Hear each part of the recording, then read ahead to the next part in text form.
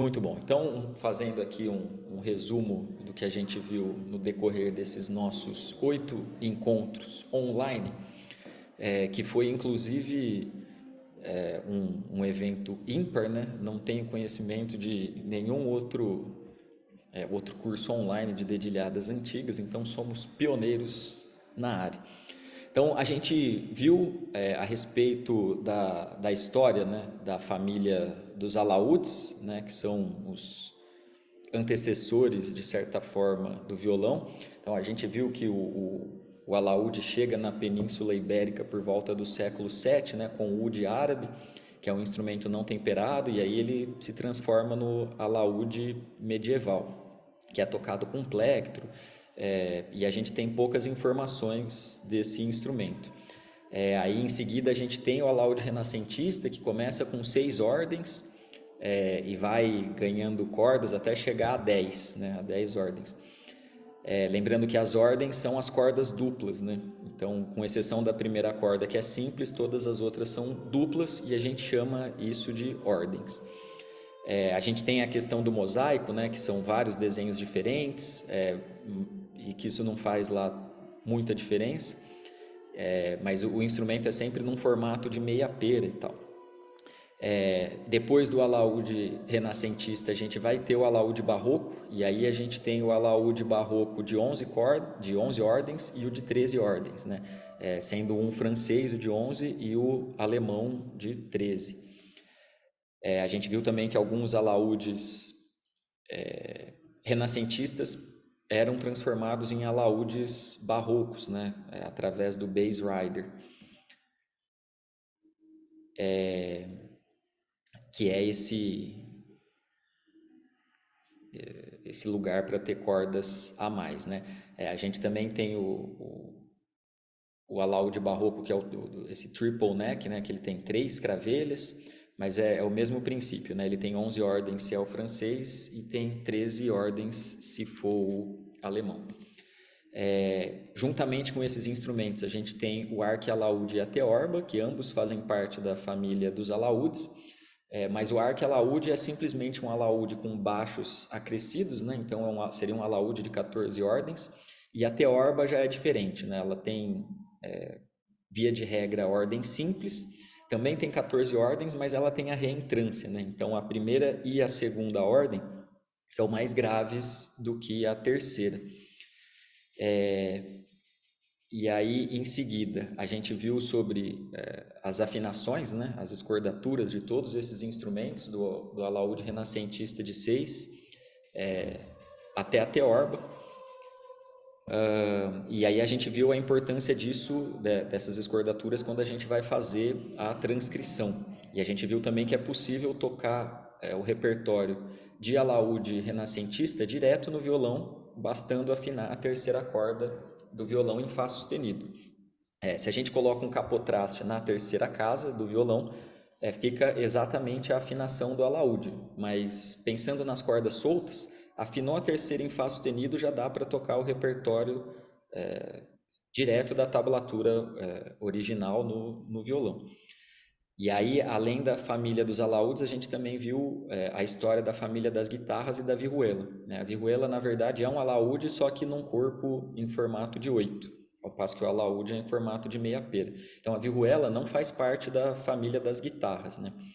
As guitarras, elas são de uma linhagem diferente, né? Então, a primeira que a gente vai ter registro vai ser a guitarra renascentista, que é de 4 ordens, que também era conhecido como guitarra de 7 cordas, né? Então são 3 ordens duplas e uma simples, e que ela era usada para fazer rasgueado principalmente na Itália, mas na França ela teve uma tradição muito grande de música em contraponto, né, de música punteada. E aí depois da guitarra renascentista a gente tem a guitarra barroca, que vai ter 5 ordens ao invés de 4. E é um instrumento que fica conhecido como guitarra espanhola, apesar de não ser espanhola de fato, né? Apesar disso, é um instrumento que vai se popularizar muito na Espanha e acaba sendo reconhecida como guitarra espanhola. A gente viu algumas escordaturas também da guitarra barroca e também da renascentista, e também viu o quanto isso é importante quando a gente está transcrevendo para o violão. E ainda que a escordatura, a afinação seja a mesma do violão, só que sem a sexta corda, a gente precisa tomar cuidado quando os bordões, quando os baixos, né, quando a quarta e a quinta ordem tem bordão e quando não tem, porque isso vai influenciar diretamente aquilo que a gente está tocando, né? A gente chegou a fazer algumas experiências com algumas músicas do Gaspar Sanz que não usava os bordões, né? Então, isso é muito importante de se ter em conta quando a gente está fazendo as transcrições. E mesmo quando a gente está tocando no instrumento original, né? Porque se eu estou tocando uma música que exige bordão no instrumento sem bordão, vai soar meio estranho. Depois a gente chega na guitarra romântica, né? Na verdade, antes da guitarra romântica, a gente tem o que a gente chama de guitarra clássico-romântica, que é essa guitarra de 6 ordens, porém com ordens duplas, né? Então, seriam as cordas duplas no violão que a gente conhece.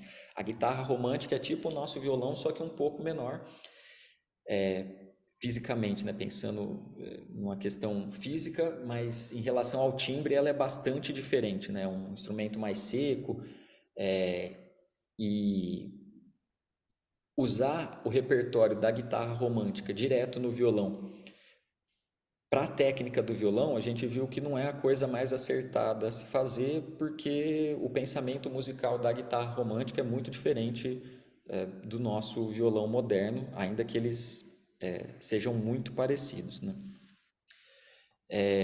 E aí a gente tem o violão moderno, e assim como o violão moderno, que a gente tem violão de 10 cordas, violão de 11 cordas, 7 cordas, a gente também tinha essas coisas na guitarra romântica, né? Então tinha guitarra romântica de 10 ordens, 7 ordens e assim por diante. A gente viu também as tablaturas, né? Então a gente viu a tablatura italiana. Em todas as tablaturas, as linhas representam as cordas do instrumento, e no caso da italiana, os números são as casas, e no caso da francesa, as letras são as casas que a gente tem que prender. A gente sempre tem o ritmo escrito sobre a tablatura, né?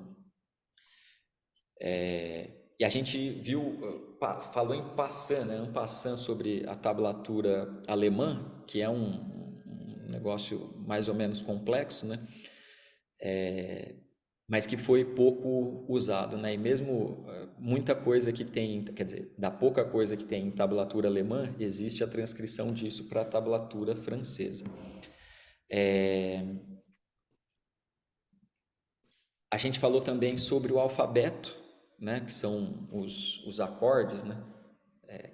Que nasceram lá com a Carlos Amati no final do século XVI, e a gente viu também o quanto as cordas dedilhadas antecipam o que vai acontecer em toda a história da música, né? Então, seja a inversão dos acordes, seja a formação de tríades, seja os estilos fantásticos, né? A gente viu como isso costuma aparecer primeiro nas cordas dedilhadas, para depois ir para os outros instrumentos. A gente viu as principais técnicas, né?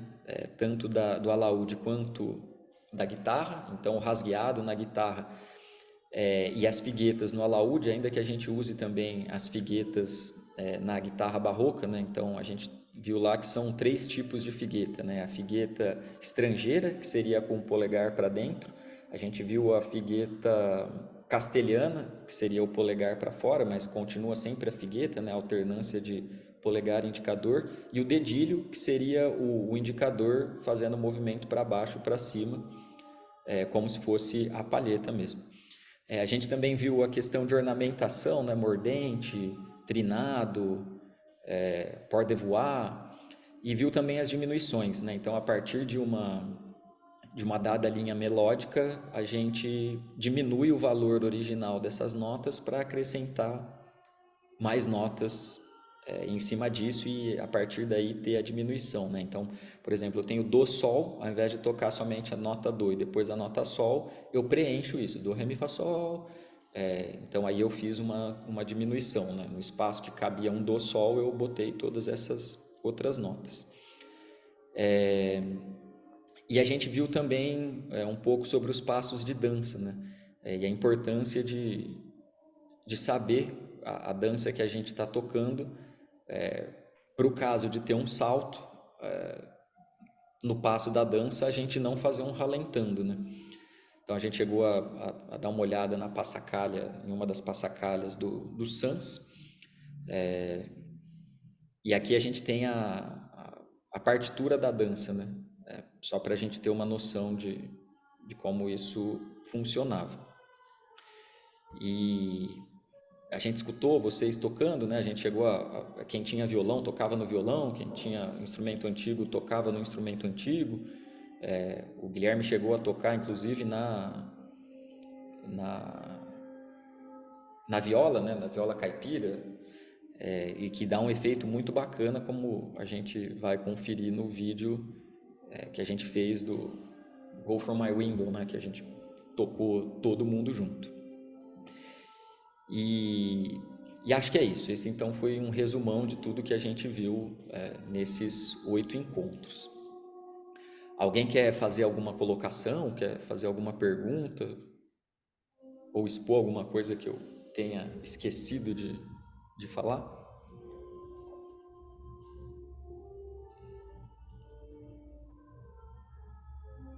Última aula, todo mundo muito quietinho, né?